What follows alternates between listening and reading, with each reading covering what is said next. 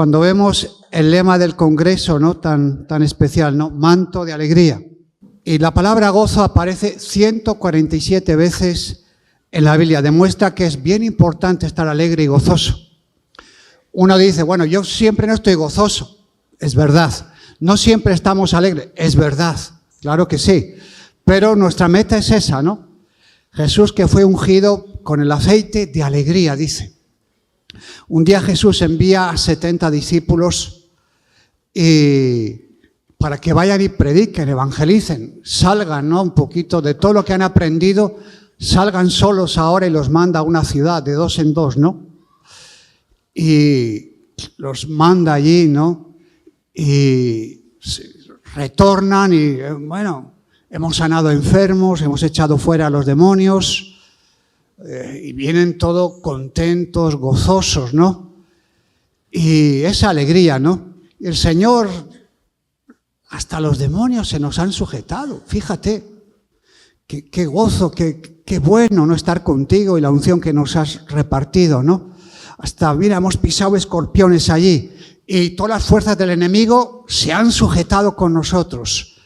Y fíjate, ¿no? Y hemos visto un gozo, una alegría en todo eso, hemos visto tu respaldo en todo eso.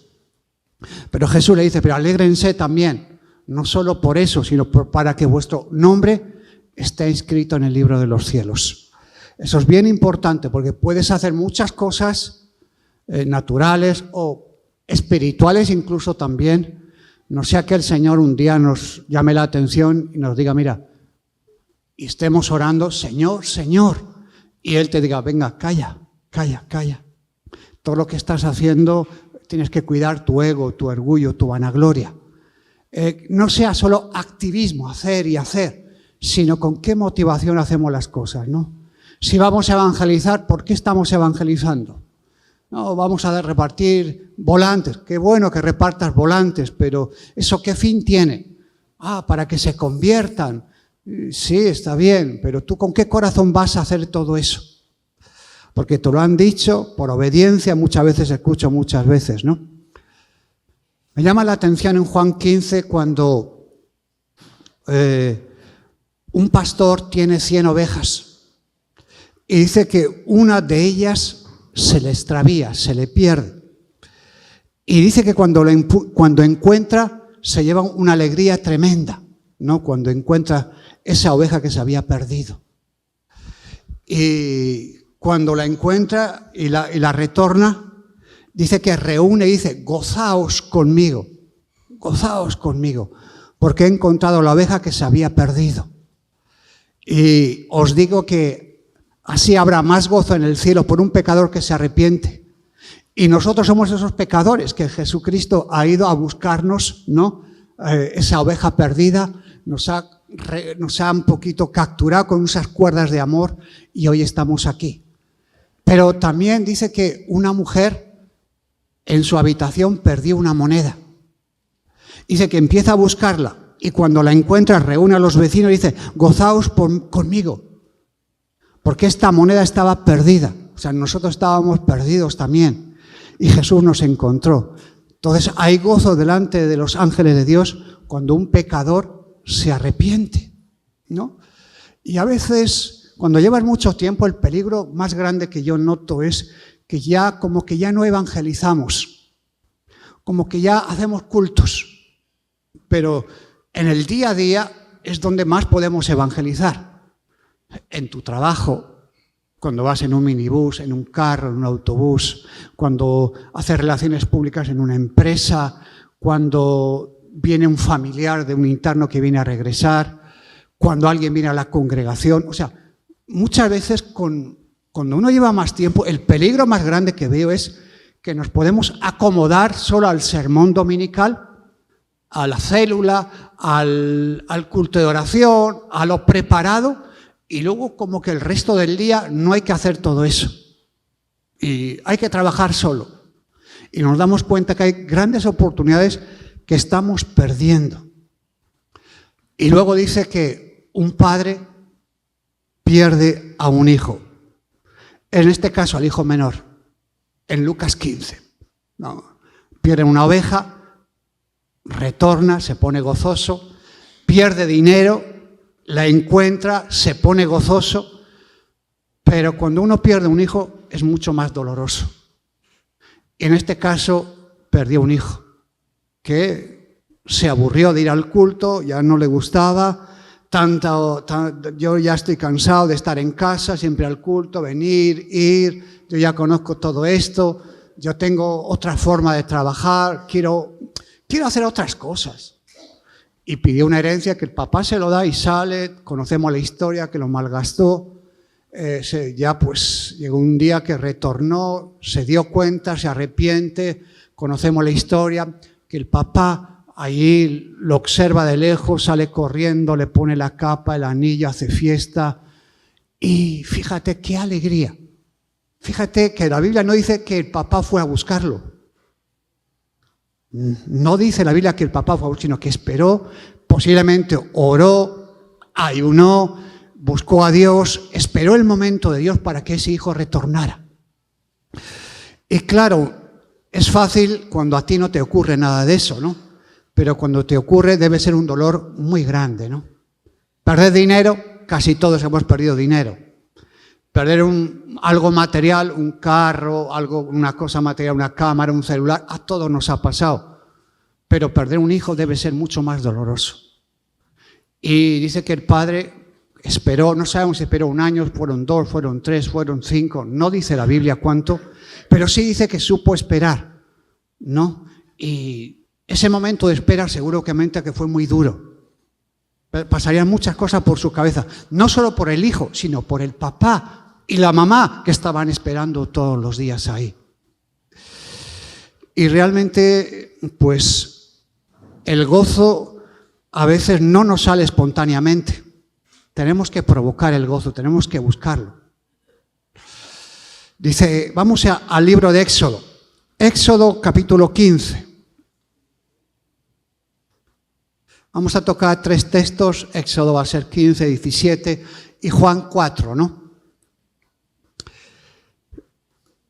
Éxodo, después de los cánticos de Moisés y de María, después de estar gozosos, cantando con el pandero, dice que vino la prueba. Aquí estamos en el culto, gozosos, alabando de Dios, pero posiblemente cuando salgamos de aquí, esta tarde, mañana, esta semana, vendrá una prueba. Y ese gozo que aquí absorbimos, ese lo tienes que ir renovando cada día en tu casa. Porque mañana puede haber ya una dificultad donde la cosa empieza a bajar. Éxodo 17, 22. E hizo Moisés que partiese Israel del Mar Rojo. Ya estaban en el desierto, llevaban poco tiempo, la verdad, y las pruebas ya venían. Y dice que salieron del desierto de Sur y anduvieron 3 días por el desierto sin hallar agua. Era un problema de verdad serio. Y llegaron a Mara, dice. Y no pudieron beber las aguas de Mara porque eran amargas. Por eso le pusieron el nombre de Mara. Entonces el pueblo murmuró contra Moisés, algo bien común en el desierto. Cuando había una dificultad, murmuraban contra la autoridad, Moisés, Aarón o María, pero generalmente era contra Moisés. Primero murmuraban por esa dificultad y dijo, ¿qué hemos de beber? Soluciona. Y Moisés clamó a Jehová y Jehová le mostró un árbol simbolizando a Cristo y lo echó en las aguas. Y las aguas se endulzaron. Y allí les dio estatutos y ordenanzas y allí los probó. El gozo tiene que ser probado porque enseguida se puede diluir. Y dijo, si oyeres atentamente la voz de Jehová tu Dios, les da una promesa, e hicieses lo recto delante de sus ojos, y dieses oído a sus mandamientos, y guardáises todos sus estatutos, ninguna enfermedad de las que envía a los egipcios te enviaré a ti, porque yo soy Jehová tu sanador. El primer versículo que habla de sanidad que he encontrado. Y llegaron a Elín, donde había 12 fuentes de agua, 70 palmeras, y acamparon allí junto a las aguas. Y fíjate la promesa que le da: si oyeres diligentemente la voz de Jehová tu Dios y haces lo recto ante sus ojos y prestas oídos a sus mandamientos y guardas sus estatutos, ninguna dolencia, fíjate, ninguna de las que envía a Egipto te podrá llegar sobre ti. ¿Por qué? Porque yo soy Jehová, tu sanador. Está claro que Dios quiere que estemos sanos, ¿no? Y muchas veces el problema es que no escuchamos atentamente la voz de Dios. Escuchamos, a veces retenemos muy poco y se nos olvida muy rápido. Esa es la tendencia de todos. Entonces, cuando Dios nos habla personalmente, individualmente, ¿qué hacemos? Ese es el gran punto. Siempre tenemos algo más importante que hacer. Esa es muchas veces nuestra situación. Pero aquí se trata de diligentemente, o sea, hacer un compromiso con el Señor para obedecer. Sí, Señor, lo voy a hacer. Voy a tomar esta palabra como un encargo tuyo. Generalmente escuchamos la palabra como un encargo de un pastor, de un copastor, de un hombre o una mujer que da un mensaje. Pero cuando tú disciernes que lo que está hablando va de parte de Dios, que es Dios el que está hablando, que es el Espíritu de Dios que está hablando, uno como que empieza a tomárselo más en serio. Ah, lo dijo el hermano. Ah, sí, claro. Lo dijo la hermana. Sí, está bien. Pero no nos hacemos cargo de que lo que está hablando es Dios. Y cuando tú dices, lo está hablando Dios, te pones serio. Pero cuando dices, está hablando el hermano, bueno, está bien. Pero cuando lo tomamos en serio que está hablando Dios, y ya tú dices, esto es Dios hablando, esto no es un ser humano que dice un sermón fabricado, estudiado, sino es Dios hablando ahí, uno se pone ya firme y dice, esto es palabra de Dios, esto va en serio, esto es para mí, yo tengo que cambiar estas áreas, tengo que mirar bien, no es un chiste esto. Recibí una llamada antes de venir aquí, ¿no? Y de una persona muy querida de otro país, ¿no? Joven, además, ¿no? Y me llamó, ¿puedes orar? Necesito orar. Y justo estaba mandando un mensaje, ¿no? Y pum, me entró esa llamada. Y yo sé que cuando él me llama, es algo que tengo que estar atento porque él no me llama por cualquier cosa, sino llama cuando hay un problema serio, que él no sabe resolverlo. Y esta persona había nacido hace unos 7 años del agua y del espíritu, tuvo una recaída con la pornografía y llevaba 4 años que no podía salir. Lloré varias veces con él y bueno, intentaba salir, tenía una temporada de 3 meses para arriba, bien, al cuarto recaía, volvía, se deprimía, pensaba que Dios lo había desechado, volvía, oramos. Y yo decía, es que la oración me está confrontando, no está rompiendo esas cadenas. Y uno piensa muchas cosas, ¿no? Pero el Señor ya hace unos meses me habló, me dijo, yo voy a hacer esa obra y voy a romper esa atadura y lo voy a hacer libre. Me dio como algo en mi corazón que me hablaba el Señor. Pero eso no pasaba. Entonces la semana pasada, cuando cogí el teléfono, empecemos a orar. Yo ya vi que el Señor estaba operando esa promesa que me había dado hace meses. Y pude notar en el Señor, y a Él también me lo decía, hoy he notado que dentro de mí hay algo que Dios lo ha sacado, y siento una libertad que antes no la tenía. O sea, muchas veces el gozo no es que de la noche a la mañana. A veces el gozo hay que trabajarlo con el Señor. Porque los problemas, las dificultades, los días negros abundan en nuestra vida. Y el gozo a veces como que, bueno, ¿dónde está, no? Sí, es que Pablo dice, gozaos en el Señor siempre. Otra vez os digo, regocijaos en el Señor siempre. Y uno dice, yo no tengo el nivel de Pablo, por si acaso. No, dice, yo tengo un nivel más bajito, ¿no? Y tengo que buscar dentro de mí al Señor para que me active el gozo. Porque a veces el gozo se me diluye a mí también. Y aquí habla entonces de decretos, órdenes, no sugerencias. O sea, el problema de Israel es el problema que tenemos nosotros. Nos cuesta cada día vivir agradando a Dios. ¿no? Cuando decimos vivir por fe, hay que vivir por fe. Sí, vivir por fe, ¿qué es? Vivir, dice, sin fe es imposible agradar a Dios. O sea, cuando yo estoy agradando a Dios cada día, estoy viviendo por fe. Y tengo que agradar a Dios. A veces me quiero agradar a mí mismo, quiero agradar a mis cualidades. Entonces tengo esa lucha de primero tener que agradar a Dios. Y sí, yo tengo fe. Sí, hermano, tenemos una fe que, ¡guau! Sí, llega a la congregación gente de otras congregaciones. Muchas congregaciones nuestras vienen de otras congregaciones que han salido rebotados, o que han tenido dificultades, que han tenido mal testimonio, y vienen a nuestras congregaciones y más o menos la doctrina, pues saben que Jesucristo pues murió, resucitó al tercer día, que estuvo 40 días, 40 noches resucitado, ascendió a los cielos, pero la fe que muchas veces les han inculcado es una fe un poquito manipulada. Que si tienes mucho, tienes mucha fe. Si tienes poco, tienes poca fe, ¿no?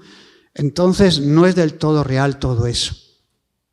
Entonces, Dios puede cambiar una ciudad, una nación, por una persona. Generalmente Dios no escoge una multitud, coge a poquitas personas. Los grandes avivamientos, Dios comenzó con muy pequeñas, un grupo pequeño. En el aposento alto, 120.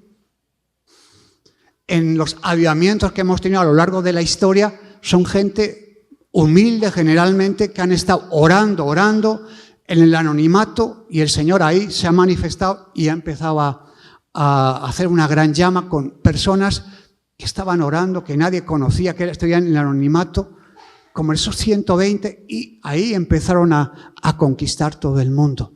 Fíjate, cuando Abraham y Lot, cuando ya hubo esa discusión entre los obreros, entre los pastores de Lot y Abraham, pues ya había que tomar decisiones. Abraham toma la decisión de que había que separarse, y Lot coge una buena parte, conocemos la historia, donde había más agua, donde había más pasto, y Abraham se tiene que ir al otro lado, al monte o al desierto, donde a los ojos humanos era la peor parte, ¿no? Entonces llega un momento que Lot pues se va enfriando, se va deslizando, no fue de un día para otro, se va deslizando, y hizo sus casas de adobe en Sodoma y Gomorra. Y esa gente de Sodoma y Gomorra pues eran gente perversa. Entonces él estaba ahí con su señora, con sus 2 hijas, y allí vamos, venimos, y llegó un momento que Dios pues tomó una decisión de mandar juicio sobre Sodoma y Gomorra. Fíjate que podía haberle dicho Lot que voy a ir a destruir Sodoma y Gomorra. No, se lo dijo a Abraham. Se lo dijo a Abraham. Abraham hablaba con el Señor, tenía una comunión con Dios directa. Ya Lot estaba ya más en esa rutina de Sodoma y Gomorra, ¿no? O sea, cuando tú te dejas un poquito, te vas deslizando, cuidado.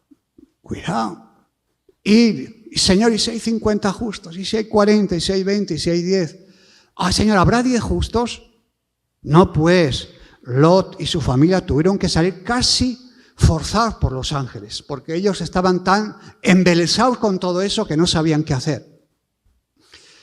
La primera vez que cayó el Espíritu Santo realmente fue con Elizabeth, la mamá de Juan el Bautista. Y ni siquiera Juan había nacido, estaba en el vientre de su mamá. De que saltó, fue bautizado en el Espíritu Santo ahí dentro. Fíjate, ¿no? Y a veces cuando Dios nos habla y nosotros no escuchamos, a veces Dios deja de hablarnos. Esto es un poco fuerte, no quería decir esto, lo siento. Podemos repetirnos, a veces cuando Dios nos habla,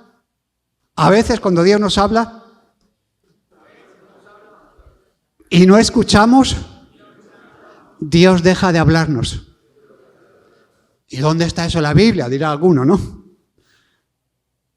En la Biblia te voy a dar. Se restaura, obviamente, pidiendo perdón, arrepintiéndote, buscando al Señor, pero hay demasiadas veces que Dios habla y nosotros estamos tan en otra que no lo escuchamos. Y cuando tienes un problema, vas delante de Dios a que te vaya a resolver el problema. Dice que llegaron a Elim. Elim quiere decir, Él es Dios. Y llegan a un oasis. a 95 kilómetros un poco del canal de Suez. Había 12 manantiales y 70 palmeras. ¿Te acuerdas los 5 panes y los 2 peces? ¿Cuántas cestas sobraron? 12 cestas llenas. 70 palmeras, ¿no? ¿Te das cuenta, no? Esas 70 palmeras eran 70 naciones, representaban las 70 naciones paganas, ¿no? Y estaban siendo alimentadas, dice, por 12 fuentes de agua. La importancia de la unidad, ¿no? Porque la inmadurez es un gran enemigo para nosotros. Dios pone ministerios, servicios, oficios, son herramientas para la iglesia, ¿no? Ahí para que trabajemos con todas las herramientas que Dios nos ha dado, ¿no?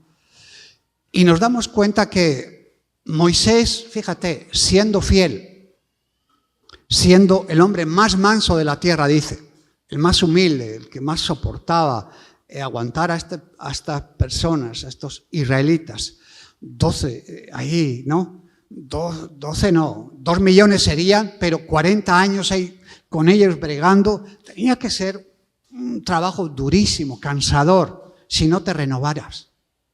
Y dice que este hombre no entró en Canaán, Dios lo dejó a las puertas de Canaán. Lo sube al monte y le dice, mira, divisa las tierras de Moab, Canaán, todo allí. Posiblemente sería una visión, ¿no? Lo que le daría, ¿no? Porque tú no entrarás, lo hará tu discípulo, tu amado Josué, ¿no? Uno digo, no es justo que Moisés no entrara, pero eso es lo que a mí me parece. Dios ya tenía un proyecto mucho más definido con Josué que con Moisés.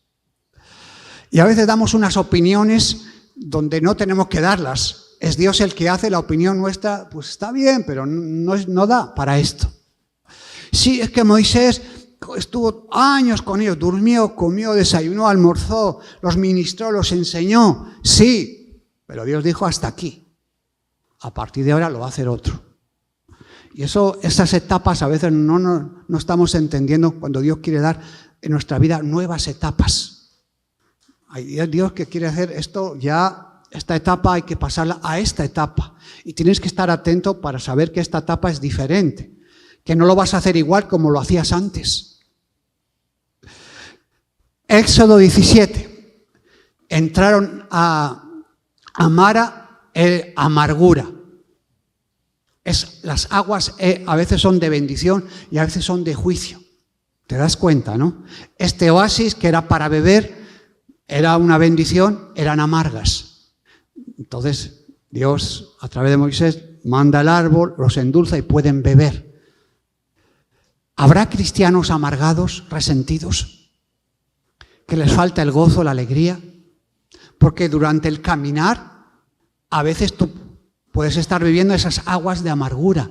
Es que me han dicho que no cuentan conmigo, es que no me han hecho, es que siempre estoy igual, es que no cambia. Y estás bebiendo esas aguas de amargura, estás en Mara mucho tiempo.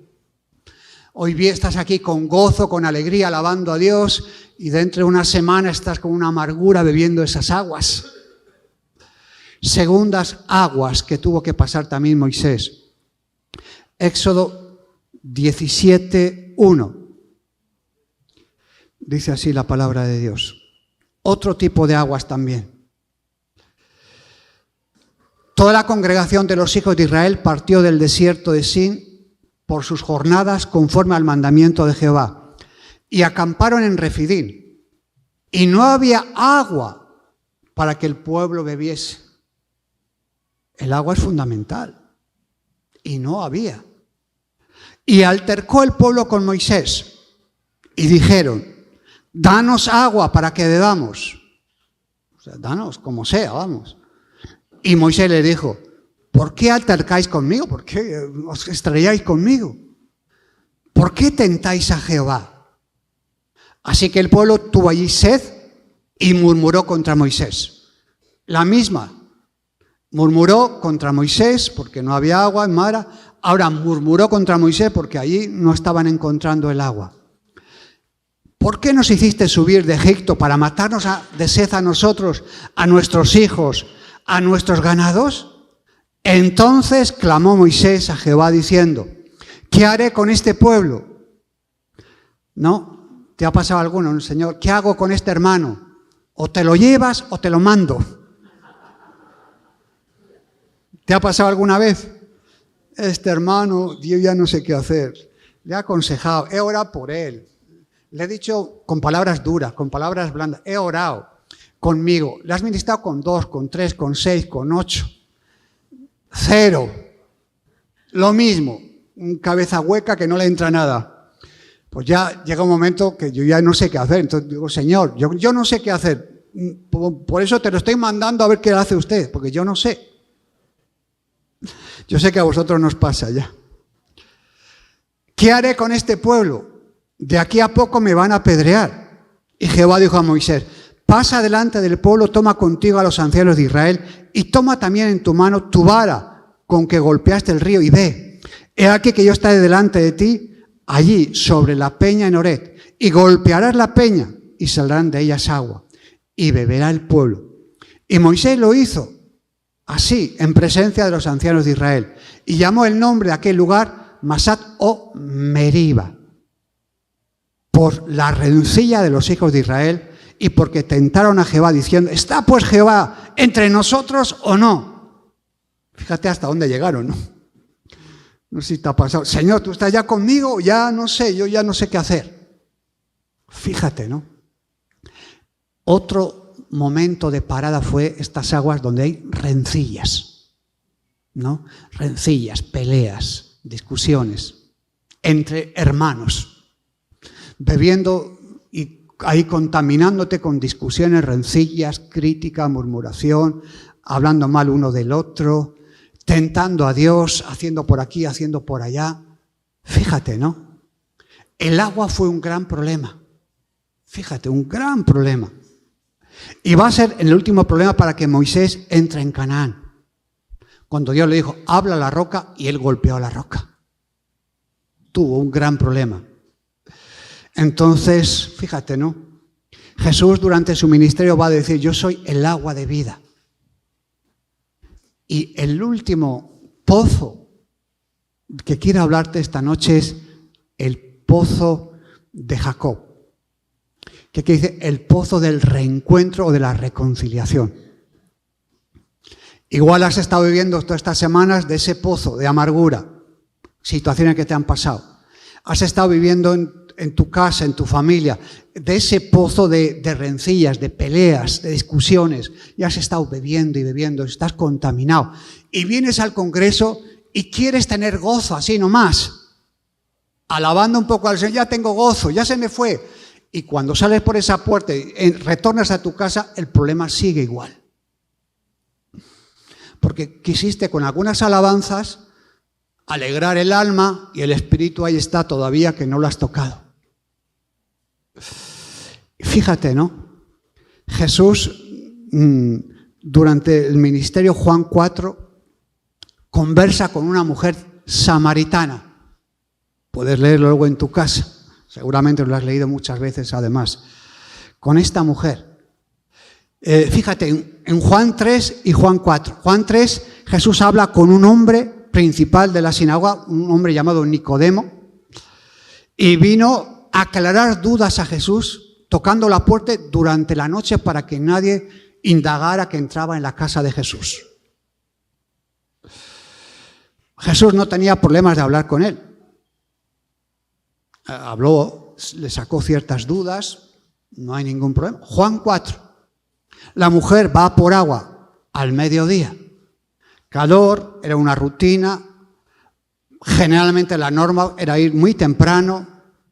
Y no tuvo problemas de hablar con Jesús tampoco. Delante de ahí, en ese caso estaba solo porque los discípulos se habían ido a comprar. Retornan los discípulos y se sorprenden que Jesucristo estuviera allí hablando con la mujer a solas. A solas. ¿No? Eso era pecado, vivir ahí a solas, ¿no? Y a veces de cosas muy pequeñas hacemos un escándalo muy grande, ¿no? Y claro, la mujer era samaritana, claro.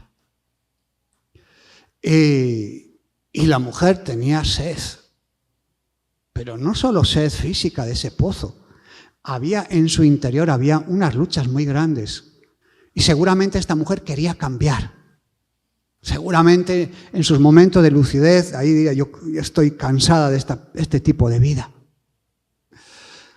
Nicodemo solo venía a aclarar dudas. No tenía sed. Él seguía en la sinagoga, la misma rutina. Nicodemo quería conocer, la mujer quería beber. A veces queremos más conocimiento. Bien, conocer a Dios es bueno, eso es una maravilla, pero a veces nos tiramos mucho a la letra muerta. Y fíjate, la mujer dice lo que piensa, rompe cualquier prejuicio. Era samaritana, el judío, no se hablaban entre sí, había rencillas. Y Jesús quería romper esas rencillas pasando por allí. Porque podía haber dado una vuelta y no pasar por Samaria, pero había un propósito. Y Dios igual tiene un propósito hoy, ya que rompas esas rencillas, esa amargura, ese hoyo donde estás metido y no sabes cómo salir. Y ahí, ¿no? Esa conversación entre ellos. Siglos sin hablarse. Años, hay gente que no se habla uno con el otro. Meses, semanas, no importa. Y la respuesta de Jesús, si tú supieras quién te está hablando ahora mismo, tú le pedirías que te dé agua. Jesús ve la necesidad de ella. Todos los hombres que habían estado fueron una vergüenza. 5 maridos has tenido, el que tienes no está contigo. Bueno, le cuenta todo eso, ¿no? Y Jesús le abre el reino de los cielos a una mujer que nadie quería hablar. Las mujeres en aquella época, en un juicio, por ejemplo, no tenían voz ni voto, ni los esclavos ni las mujeres, y mucho menos una mujer samaritana. No tendría credibilidad para nadie. Fíjate a dónde se va Jesús. Podría haber cogido un religioso con testimonio, o a Nicodemo, o a otro de las... No, coge a una mujer que decíamos, imposible, imposible. Ella tenía sed, necesidad, quería más. ¿Cómo vamos a sacar el agua? Era un pozo profundo. El agua que hay aquí, el pozo de Jacob, es un agua física, pero el agua que yo te voy a dar, nunca más tendrás sed. Y le empieza a evangelizar. Veo que eres maestro o eres profeta. Ella ya empieza a indagar, a ver. Nuestros padres adoraron en este lugar, en este pozo, por aquí. Y ustedes dicen que no, que hay que adorar en Jerusalén. Nosotros tenemos otro lugar ahí arriba. Cuidado con el orgullo teológico. Mira, la salvación viene de los judíos. Y Jesús dice, viene el día, quien en el monte, ni aquí, en este local, le estaba diciendo en Jerusalén, en este clase, sino los verdaderos adoradores tendrán que no solo ir a un local, sino tendrán que adorar en espíritu y en verdad. Si solo estaba la presencia de Dios en Jerusalén, en el templo, en aquella época, fíjate, ¿no? ¿Y qué entendía ella? Si había tenido 5 maridos y con el que estaba no era su esposo. Él es profeta y estaba indagando, y el agua que yo te voy a dar se estaba refiriendo al Espíritu Santo. El que tenga sed, venga a mí y beba. De su interior correrán ríos de agua viva. O sea, muchas veces queremos buscar a Dios fuera, pero si está dentro, de nuestro interior salen ríos de agua viva.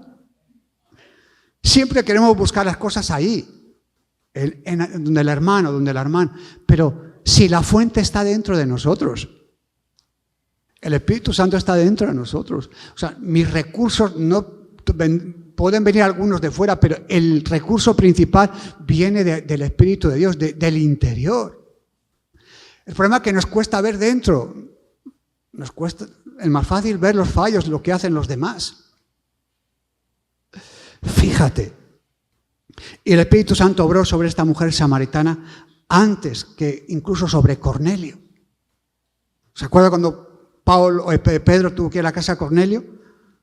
Y ahí recibieron el Espíritu Santo. La primera persona no judía afectada por el Espíritu Santo fue la mujer samaritana. Ella con el cántaro fue al pueblo y dijo a todos, he encontrado a un hombre no sé si será el Mesías, él me ha dicho todo lo que he hecho. Y más tarde, el primer sitio que hubo un avivamiento fue Samaria. Incluso luego tuvieron que mandar a Pedro, pero cuando ya había a Pedro, Samaria ya estaba encendido, ya estaba Felipe allí también. Esta mujer con rencilla, con amargura, ese encuentro le cambió la vida. ¿Por qué no provocamos la sed de Dios? ¿Por qué no provocamos diariamente eso? ¿Qué nos está pasando? ¿Por qué no tenemos la sed de Dios? ¿Es que hemos aprendido muchos versículos? ¿Es que tenemos muchos discursos? ¿Es que ya te sabes toda la Biblia? ¿Es que ya te sabes todas las alabanzas? Entonces, la sed es el mecanismo que Dios usa para llamarnos la atención. No es la alabanza. Las iglesias usan la alabanza para llamar la atención. Fíjate, ¿no? O alguna actividad. Pero yo me doy cuenta que equivocados estamos. Entonces, sabemos que tenemos que beber mucha agua físicamente. No solo cuando tienes sed, sino continuamente. A cada rato. Entonces, si esto lo llevamos a lo espiritual, cada rato tenemos que ir bebiendo, buscando a Dios. No solo cuando tenemos problemas, no solo cuando tenemos sed, sino continuamente. Porque ya cuando viene el problema ya estamos parados para resolverlo. No oras y viene el problema, hoy voy a ayunar, voy a orar. Ya, claro, ahora, ¿no? Claro, ahora. Por eso, ¿cuál es el secreto de un cambio? Un puñado de personas que tienen sed, como esta mujer, sin medida, sin prejuicios. Eso cambió todo Samaria. Fíjate, una mujer que nadie hubiera dado el encuentro. Y para nacer de nuevo, tienes que divorciarte de este mundo. El evangelio sin compromiso es aburrido. Y es rendir cada día todo a los pies, incluido pensamientos, proyectos. Y sobre todo hay algo personal que igual a ti no te pasa, que he estado peleando muchos años y ya lo estoy venciendo. Igual a ti te ha pasado o te está pasando. Hay que echar al huérfano que llevamos dentro. Cuidado. Le hemos dado mucha autoridad. ¿Quién es ese huérfano? El que no sabe quién es en Cristo. ¿Quién es ese huérfano? El que se victimiza. ¿Quién es el huérfano que llevamos dentro? El que se disfraza de logros. ¿Quién? El que divide, el que juzga. Hay que sacar a ese huérfanito que llevamos dentro, camuflado, disfrazado, incluso se disfraza de religiosidad, incluso busca versículos, incluso predica bien, alaba que vamos, pero ese huérfanito que lleva dentro tenemos que sacarlo porque nos está haciendo mucho daño y no nos deja crecer espiritualmente con el Señor. Y hacemos copias y no personas originales en Cristo. Amén.